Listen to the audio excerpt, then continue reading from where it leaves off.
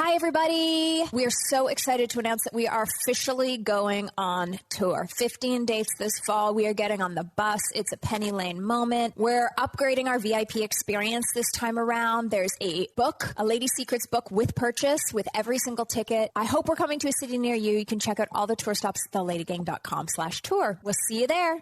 This episode of Lady Gang is brought to you by Solo Stove. I love creating memories in my backyard with my Solo Stove fire pit. I love that stainless steel construction designed to regulate airflow and burn more efficiently. Use promo code LADY at solostove.com. Promo code LADY for $10 off on top of their already incredible summer discounts. Well, what is this? Welcome to the Lady Gang. That's amazing. Say that again. The Lady Gang. Things are about to change around here. Each week we catch up with Hollywood's hottest girl posse, Kelty Knight, Becca Tobin, and Jack Vanek. Hello, hello, hello. Welcome to Lady Gang. I am Becca Tobin here with Jack Vanek and Kelty Knight. Hello. Hello. I'm starving. I can't lie. I'm starving. Oh, no. I've had 2 caffeinated beverages and nothing to eat today, and it's already noon. Ugh. That's my life. And I gave up Diet Coke again, so I'm just sad. You know? Oh, is that why you didn't respond to my TikTok? Yes. Everyone is sending me every Diet Coke meme because there's a new one going around that's like Diet Coke is my emotional, spiritual animal. And I'm like, not mine. I don't drink Diet Coke. Someone actually sent me, a friend of mine, Paul, when I posted about the little girl chugging a Diet Coke in the waiting room of a doctor's office that I was recently in. He messaged me and was like, hey, here's an article about why it's actually not so bad. And I read the article about Diet Coke. And listen, these days I can fall for anything, but I sort of believed it. You know what? On the internet, there's an article about anything that will tell you whatever you want to hear. So just go ahead and choose your own adventure, you know? It's like, you want to murder someone? It's okay because here's the reasons why it's good. Yeah. Yeah. No, it's true. Confirmation bias. Okay. I need to start. Okay, well, it's time for Good week. Yes, it is. Bad week. Oh, no. You guys, in the history of Lady Gang, I have never had a skim like the skim I had yesterday. This is my bad week. Oh, God. I hate these stories. When you are like, Kelty is not thinking straight, she skims her life, you're like, whatever, she didn't read the email. Yesterday, to go get some blood work done, drove to Burbank at 4 p.m., found a parking spot, was very excited, went to go do my blood, got my blood taken, no line, love it, get back to the car. I always have 2 sets of car keys, one that's in my pocket and one that I keep in my car because I don't know why. I don't know why. I left my car parked on the street in Burbank, running, doors open, keys inside. You mean unlocked or open? Unlocked. Okay. Because I have an electric vehicle, so you can't really hear it. And so normally when you put it in park, you then have to press off for it to turn off, right? Mm-hmm. I didn't press off, and because I had that extra set of keys in the car, it didn't turn itself off or alert me like, hey, girl, you're leaving your car on, but you're walking away from it. It just sat there. Someone could have stolen it sat there for an hour. Running on open keys.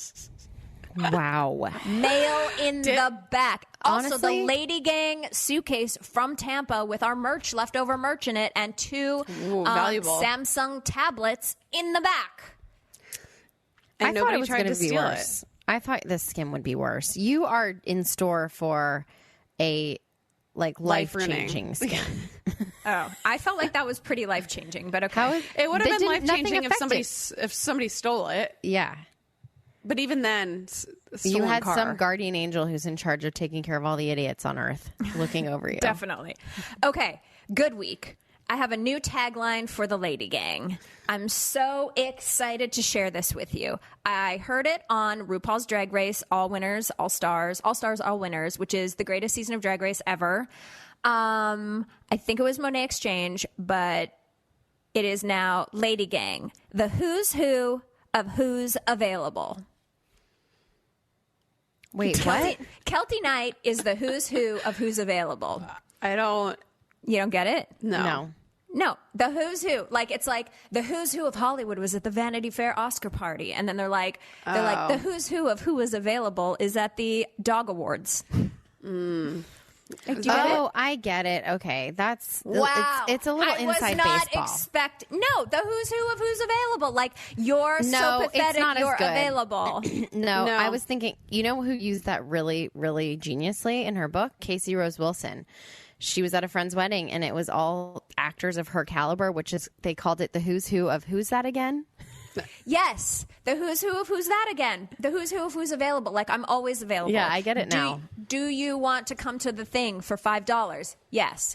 Do you want to come to the opening of this envelope? Sure. The who's who of who's available. Yeah. Okay. I like it. I just think anything that you have to explain. It's not. I wouldn't probably have not to the explain it to tagline. I swear to God, everyone listening to this podcast right now, they're like, that's funny. Ha ha ha. And you guys are idiots. Well, let us know.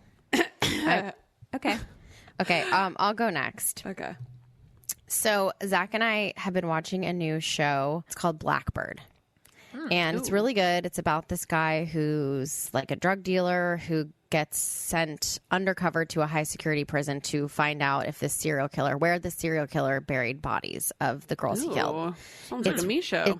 It actually is great. I mean, listen, I don't really love shows that take place in jail because they gross me out, because there's always like, you know, toilets next to the stainless steel toilets, like always Next to the bed. with crusty stuff next to the bed. They always make it really like real, very real. But with that said, we start watching this show and I'm like, God, that guy is like so familiar, but he's also like, he's very attractive, you know, like he's got like the lead guy in it. And I'm like, why do I know him? Like he's really like, his body's hot, his face is hot, but I couldn't really place it. So then I look on IMDb, and it's this guy who played Elton John in the Elton John movie, Taron Oh, yeah. He's wonderful. Egerton. Is that how you say his name? Yeah. And I was like, oh my God, that was the last person to ever hit on me.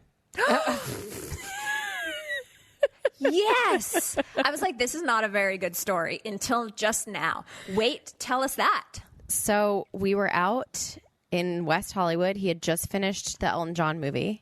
Was the Elton John movie out or finished filming? It was out, I believe, because I think I hadn't seen it yet, but it was out. Okay. And he was there with a mutual friend, and I was introduced to him. And this is going to sound bad, but I like it. He really wasn't like exceptionally anything special that night to me in person. He was like very, very nice and like A normie. normal. And I was like, oh, that's sweet. Like, I can't wait to see him play Elton John. I just kind of, but he was like very cute, subtle, not like anything insane. But I was like, oh, wow, if I had been single, I definitely could have gone home with Elton John tonight. Ooh. And it wasn't exciting to me because I was like, yeah, he really doesn't do it for me. Well, I'll tell you You what, were wrong. He got me back. He got me back because in this show, he is fire flames. Really? Fire flames. You could have been Mrs. Elton Tarrant John. Yes. Egerton. Did he Egerton. win the Oscar? I don't know. I don't think so. But anyway, it was a good run.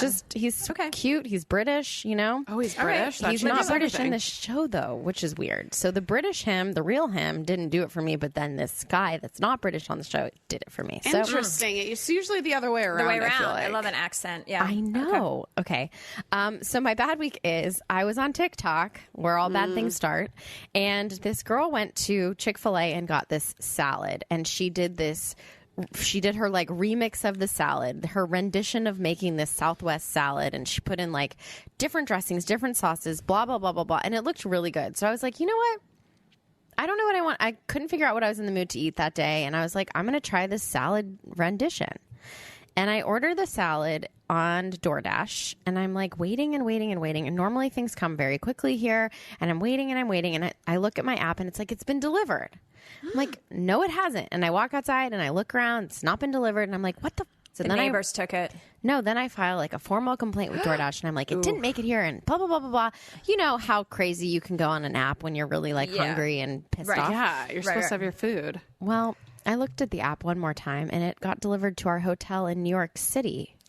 where the last time I placed a DoorDash order was. So someone ordered the Southwest salad at the Conrad in New York City. And Shut it arrived. up. A skim. A Becca skim. Oh, wow. This was my skim. You know, it's not really a skim, though, because I have done that recently, too. It's tough. In those apps, they do just put your last location, even if you're across the country. Yes. It's not an easy find. No. I recently accidentally ordered something from Amazon to my old address in Canada. I can't get it back, and I can't return it. Yeah. No. It's definitely a flaw, and I feel like some of them are like I tried to order an Uber for someone that was like not in my city, and the Uber app was like, it looks like you're ordering an Uber far away from where you are. I was like, thank you, Uber. Yeah, they should do that Thank you for too. noticing. Like, what the DoorDash? My Yeah. location services are on. You can have all of my information. I'm on and available. I'm on, available. You're taking all my personal information. You're hearing me talk about DoorDash right now. What are the odds I'm going to get a DoorDash ad on Instagram when I check my Instagram in 10 minutes? You know what I mean? Yeah. Ugh. Jack? Okay, so mine is a bad week that turns into a good week. So the last week we were kind of talking about how we're all irritated just all of the time. Yep. So I've been kind of in like a not a great like mindset recently, and you know, having a bad day. So Jared and I go out to lunch and we're sitting outside at this little cafe. I have my hydro flask, my teal hydro flask at the table. And this woman comes up to us while we're waiting for our food, and she's like, oh, that is the most beautiful color that I have ever seen in my life, and starts freaking out about the color of my hydro flask. It is a beautiful color. I'm not a blue girl, but live your life. And it's a hydro jug, by the way. They were a sponsor of LadyGang, not Hydro Flask, and I love it because it's huge. But this lady's going on and on and on about the color, and I'm like, that's really nice. The color is it's like a seafoam green, like nothing crazy.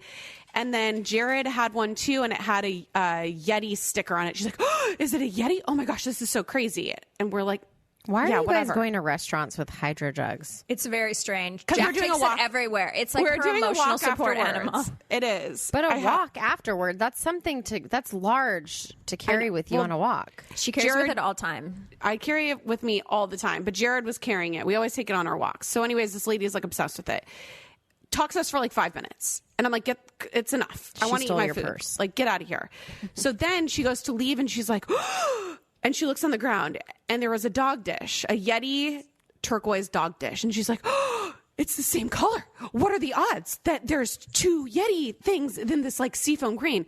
She's like, this must be a sign from the universe. It's going to be my lucky day. Like, blah, blah, blah, blah. It's what you get for living in Venice. Okay. It was a very Venice, very woo-woo type of situation that was going on. And all I wanted to do was eat my food. And this lady was just could not leave because she was blown away. It was a miracle. Was she on mushrooms? Probably.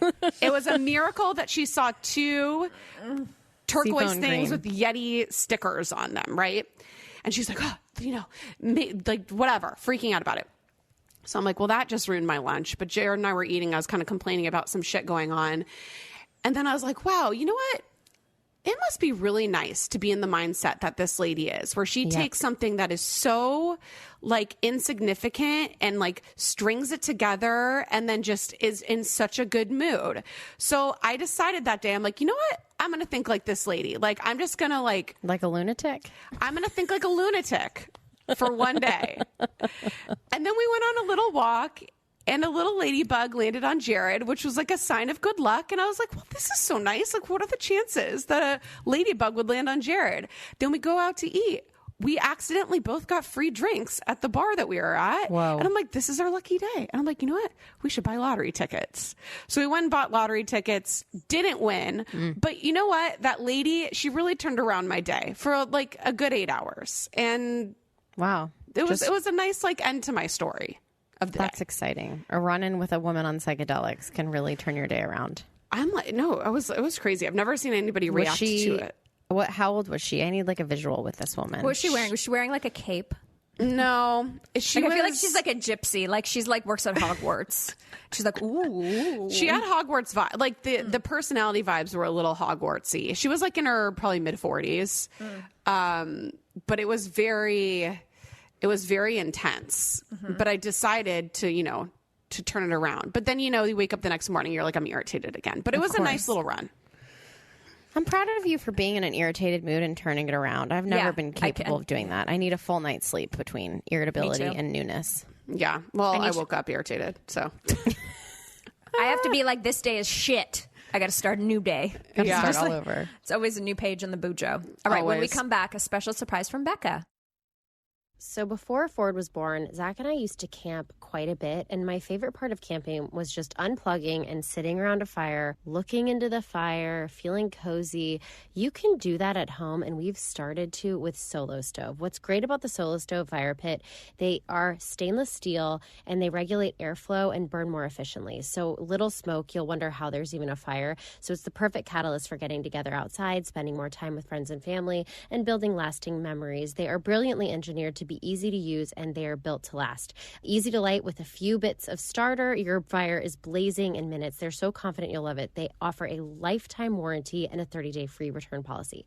Right now, you can get big discounts on all fire pits during Solo Stove's summer sale. You can use promo code LADY at solostove.com for an extra $10 off. That's solostove.com, promo code LADY for $10 off on top of their incredible summer sale discounts. Enjoy your Solo Stove. This episode of LadyGang is brought to you by Coors Light. Coors cares about the environment. They introduced the first recyclable aluminum can in the 1950s and later introduced cash for cans, kicking off aluminum recycling in America. If you've ever recycled in your life, it's thanks to beer. You know what I mean? In the 90s, Coors was the first brewer to recycle more cans than they produced. I love this so much. Coors Light is made to chill and made with environmental responsibility in mind. They've reduced nearly 24% of their carbon footprint, and that is the good stuff. So reach for the beer that's made to chill and made for a more sustainable future. Get Coors Light delivered straight to your door with Drizzly or Instacart by going to CoorsLight.com/lady. That's CoorsLight.com/lady. Enjoy your beer, enjoy the planet. I love that this is all coming together. CoorsLight.com/lady, CoorsLight.com/lady. Celebrate responsibly. Coors Brewing Company, Golden, Colorado.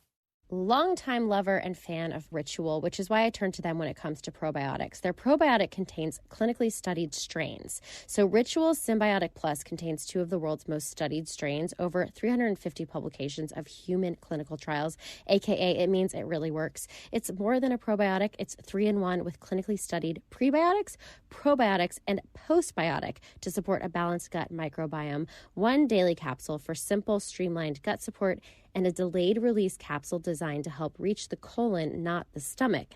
An ideal place for probiotics to survive and grow. I never even knew that. Learn something new every day. Symbiotic Plus and Ritual are here to celebrate, not hide your insides. There's no more shame in your gut game. That's why Ritual is offering our listeners 10% off during your first 3 months. Visit ritual.com/LadyGang to start Ritual or add Symbiotic Plus to your subscription today, based on a nationally representative sample of N500 customers 18+.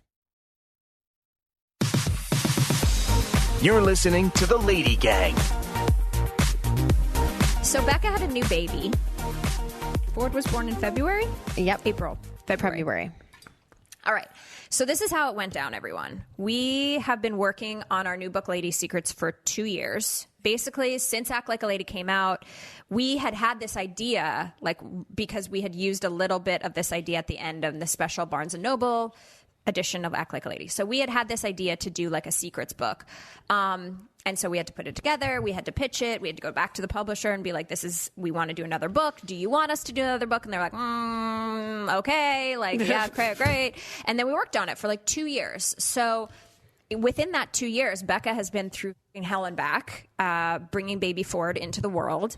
And we had decided how we were going to do the secrets and what essays we were going to write. And then we were so lucky that at some point in this, we believed that baby Ford was going to come to the world. And so we were really excited about it. And so we saved a spot. We had to work it out with the publisher special because everything has to be turned in when you do a book so far in advance. And we're we're going to save a place. And the whole time Becca's waiting for baby Ford, she's like, no, I'm going to be fine. Literally the week after Ford's here, I'll write an essay about motherhood and then I'll put it in. And she's like, it's fine. It's no big deal. And I was like, are you sure you don't want to take 6 months off, just to be a mom? She's like, no, I got this.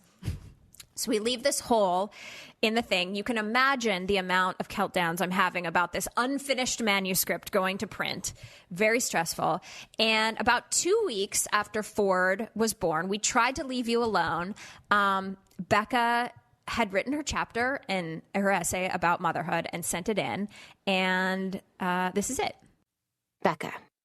Built Ford tough. 2 weeks. It had been 2 whole weeks since Zach and I welcomed our baby boy Ford into the world via surrogate. 2 weeks of vacillating between explosive joy and intense exhaustion. And 2 weeks of living what felt like every parenting cliche ever written, because apparently they're all true. In the very beginning, i.e. the first week of Ford's life, we had my mom stay with us as an extra set of helping hands. Now it needs to be said that she is an actual saint and quite possibly made of things ordinary humans are simply not. Because whether the baby was cooing, farting, or screaming his face off until he was the color of a tomato, her only response would be pure love and endless patience. Honestly, if child-rearing was all nurture, I'm pretty sure I would have turned out to be the world's most magnificent person because I was raised by this incredible woman. Lucky for you, my family history of mental illness, aka straight-up insanity, made sure I didn't turn out to be nauseatingly perfect, but that's a different story for a different day. So, after an amazing week with my mom, it took only 4 nights of just Zach and I caring for this new creature, or as we lovingly refer to it, trying to keep a real-life Tamagotchi alive, for our house of cards to collapse. Here's a little rundown of how it went. Solo night 1. We fed him every 2 hours as recommended by the pediatrician, and this angel baby slept peacefully between every feeding. I stared into his eyes during my designated feeding shifts and wondered what everyone was complaining so much about. Sure, I wasn't sleeping through the night anymore, but I had the privilege of waking up to this precious little face. I mean, weren't these the special quiet moments I would remember for the rest of my life? Solo night 2. Ford started to get a bit fussier between feedings and took longer to soothe, but in the grand scheme of things, it was still a joy. Sitting in that dark nursery, I sang him the songs that my mom once sang to me. I took deep breaths and reminded myself how lucky we were. I was conscious to just drink in each moment and enjoy this time because we had waited 5 whole years for this gift, so there was no taking it for granted. Not to mention, I didn't deliver this child and I wasn't breastfeeding him, so who the hell was I to complain? Solo night 3. Okay, the wheels were maybe getting a little loose, but they weren't off the rails just yet. On this night, we maybe weren't our usual cheery selves as we passed each other between shifts. One of us didn't voluntarily stay awake anymore during the other parent's shift just to cuddle up and stare at the perfect alien in our arms. There were even a few moments where I pseudo-snapped at Zach because I couldn't find a burp cloth or pacifier during Ford's little upsets. We had yet to hit meltdown status, thank God, but Zach and I both could sense that things were hanging in the balance. We knew that in an instant, the magical mood in our home could take a hazardous dip. Well, iceberg f***ing ahead. Solo night 4. Things were tense. Sleep deprivation was real AF, and it was taking its toll on us. In what felt like an instant, we had gone from a lifetime of sweet, uninterrupted 8-hour-plus slumbers to maybe a total of 3 hours of choppy sleep at night. The thickness in the air was palpable when Zach asked how we wanted to handle the evening ahead. This was the point where we realized there was no easier shift. His feedings were like sitting through a 4-course meal at 11 p.m., 1 a.m., 3 a.m., and 5 a.m. every single night. Each of these feedings would consist of us taking him out of his bassinet after what felt like an eternity of squirming and whining, then heating up the bottle as he screamed and squealed every second that the nipple wasn't in his tiny mouth. Next, we would sit down and inevitably forget a burp cloth, but it was always too late to get up and find one because he was already chugging the bottle like a marathon runner on mile 25. To make matters worse, Ford had started to spit up more after eating, so we had to feed him as upright as possible because of his reflux, which is really easy to do, JK, with a newborn who has no neck muscles and a core made of jelly. Essentially, I would spend the entire evening covered in dried spit and flop sweat. After the feedings, if he seemed just drowsy enough to brave the bassinet alone, we would finally lay him down. This was when I was supposed to sleep, right? Sleep when baby sleeps? Wrong. Instead of taking advantage of the quiet moments and sleeping myself, I was wide awake with thoughts like, are all these devices and gadgets we are using to monitor him actually just creating a brain tumor in his little head from all the Bluetooth technology? Or, if this baby chokes on his vomit, will I remember the CPR I learned from the $300 course I took? And as soon as I could calm my thoughts and start to nod off to sleep, the pattern would start again. Mr. Boss Baby was awake, and I'd better not f*** this up. The cycle went on and on and on. It was during one of Zach's shifts when I realized we had become a newborn parenting meme. I heard some banging around in the kitchen, followed by many f***s, exasperated breaths, and finally a grand slam of the door that goes out to the garage. I paused, took a beat, and for a moment thought to myself, and this is what people mean when people say their dad left to pick up cigarettes and never came home. Had Ford and I pushed Zach to his limit and he had finally broke? It turns out you can't run the bottle sterilizer, bottle warmer, baby formula dispenser machine, and all the other bullshit we had in our kitchen at the same time because it would trip the circuit breaker. So Zach wasn't leaving us. He was simply going out to the garage to turn the power back on. Hallelujah. Honestly, it serves us right for being too lazy to do anything manually when it came to feeding and caring for our precious child. So yeah, it took me only 4 days of parenting to realize I shouldn't have spent years internally rolling my eyes every time a mom friend warned me about how I wouldn't sleep again, or how Zach and I would be at each other's throats over the tiniest things in the first couple of weeks, or months, or years of parenting. I can't believe there was ever a time I assumed I'd be superior or more superhuman than all the other women of the world who raise children. But I consider myself a quick study. This arrogant and smug new mom may have learned her lesson the hard way, but thank God the learning curve was steep.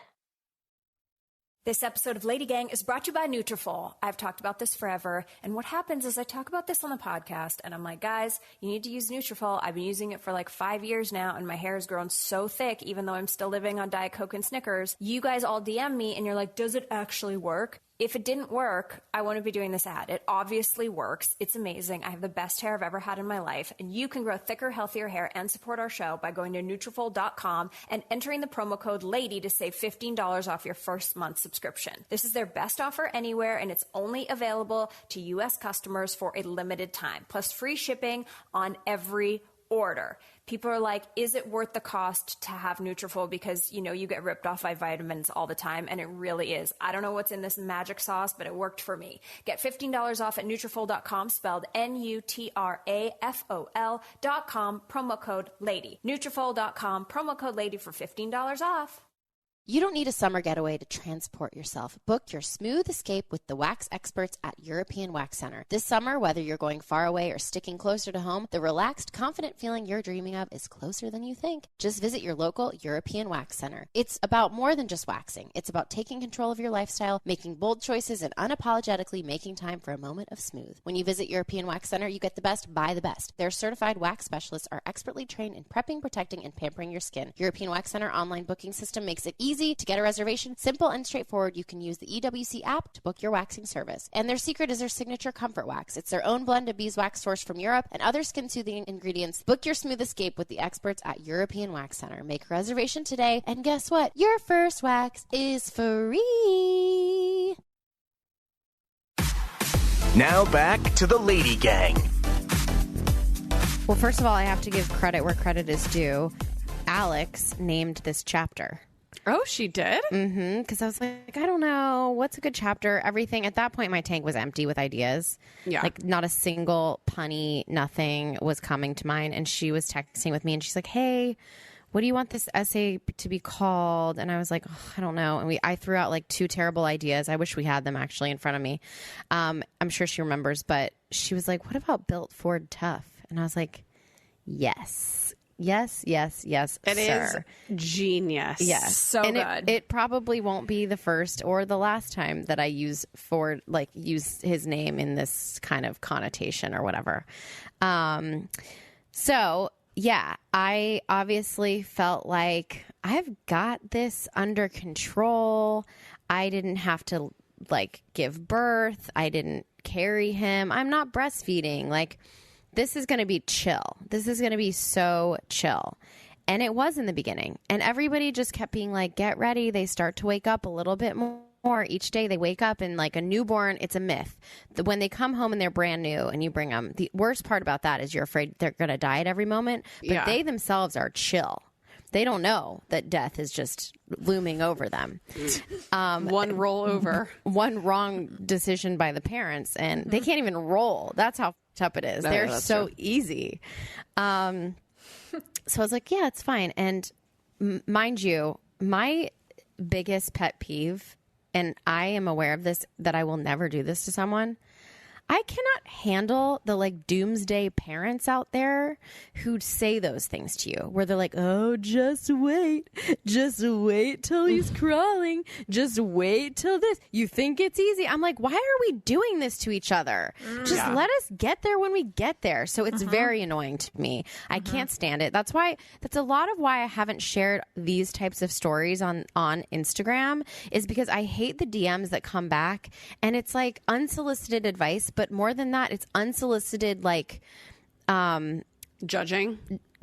It's not Like even the baby judgment. doom. It's like baby doom. Yeah, it's doom. And it's like, ugh, you think this part's hard. Wait for this. I'm like, shut the up. I'm aware that raising a human is hard.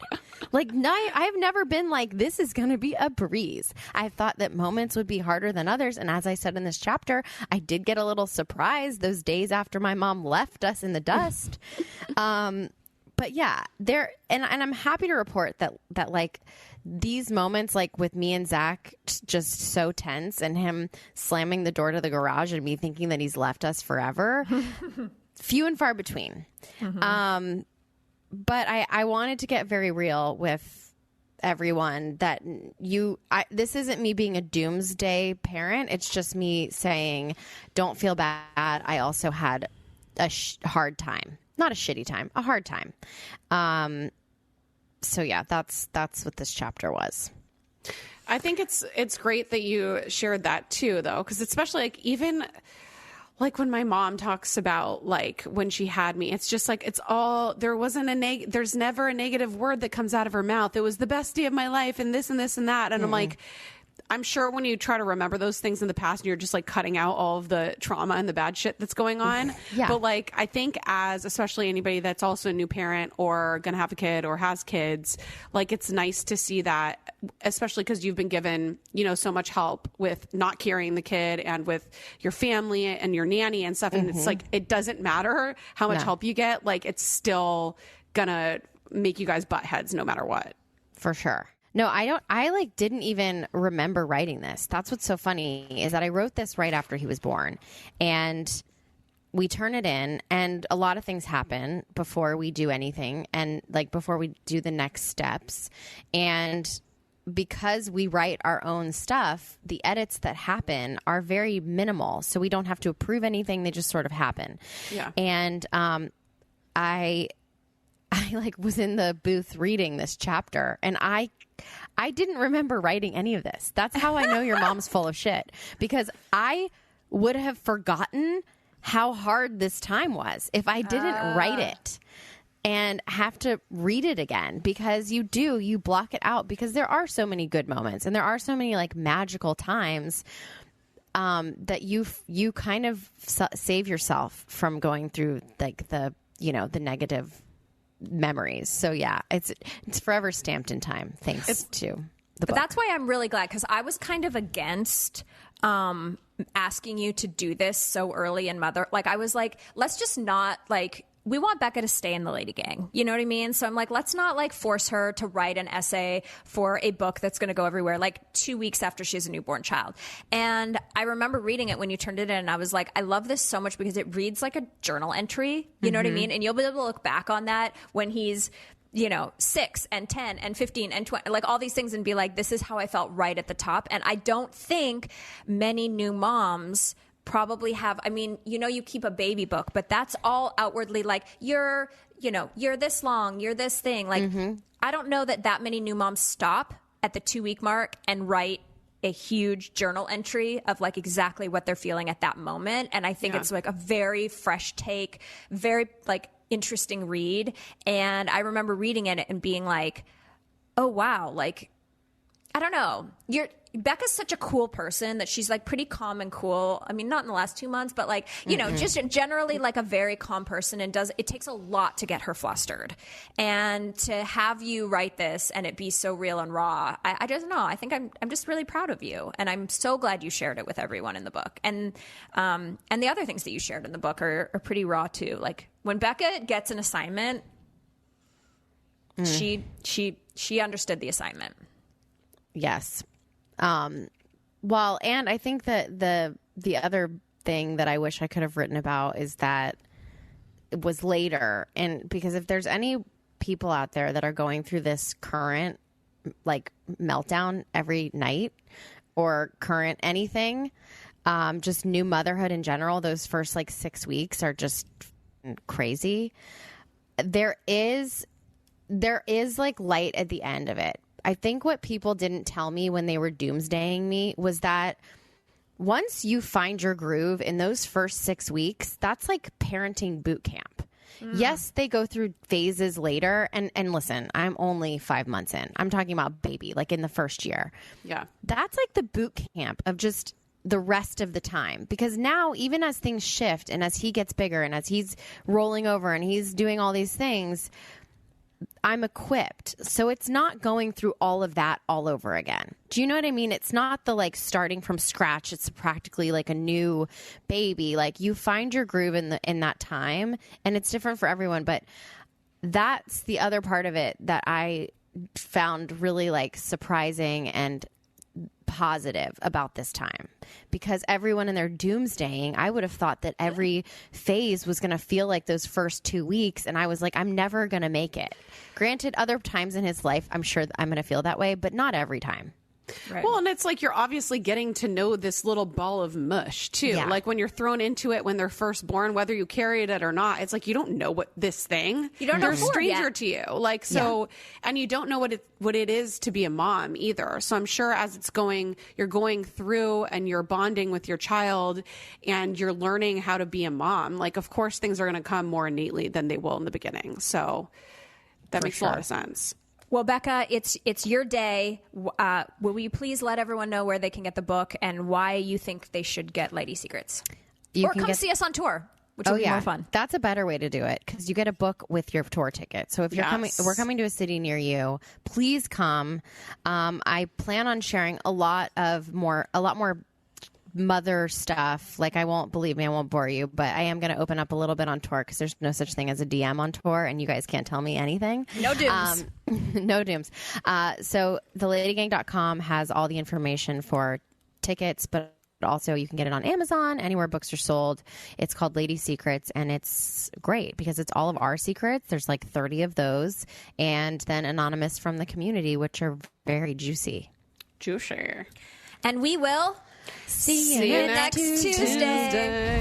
Thanks for listening. The Lady Gang is produced by Alex Ingber, Steve Delameter, and Jared Monaco. Make sure you subscribe, rate, and review our podcast. And if you love it, share it with your friends on social media. Like, oh my God, I just listened to Lady Gang. This episode's so great. Swipe up to listen. And if you really want to, which we know you do, please follow us on social. At Kelty, at Becca, at Jack Vanek, and at The Lady Gang. Sign up for our newsletter at theladygang.com and join our secret Facebook group. It's super fun. See you next Tuesday.